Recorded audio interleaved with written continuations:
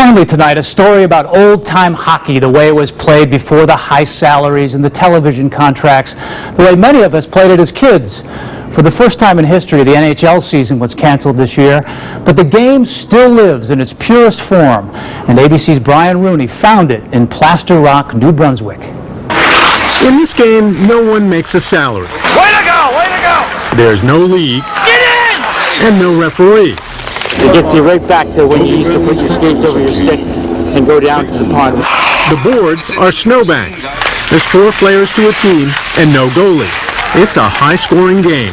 Red 21, white 2. It's cold, the ice is cracked, and anyone who ever played on a pond is sentimental about it. Well, it's special because you can't count on it. Every day you get a pond day is a gift. They don't come any better than this, folks. This is the world pond hockey's finest. The World Pond Hockey Championships are played in Plaster Rock, New Brunswick, just north of Maine. This town of 1,200 has been described as being so deep in the woods they have to pump in light. Half the town volunteers to stage an event that has a cult following among die-hard players. Teams came from all over the United States, Canada, Great Britain, even the Cayman Islands, where there is no hockey. No hockey in the Cayman Islands. Only ice goes in your drink. It's not for kids. Players can skate right into the tent for a beer. And it's just a stress breaker. You just have fun. And the beer tent. And the beer tent. I want to make sure we mention did we mention the beer tent? There's a lot of good hockey here. But the favorites are 4 expatriate Canadians called the Boston Danglers. These guys are good. Very good.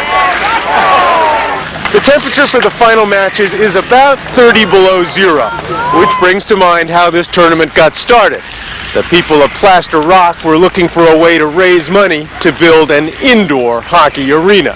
It's standing room only. Yes, standing room only. Spectators were frozen in place for the final game as the Boston Danglers dominated.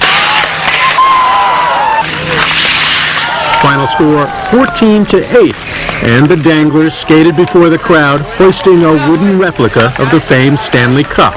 It's not NHL hockey, it's just hockey. Hockey the way it was meant to be. Brian Rooney, ABC News, Plaster Rock, New Brunswick.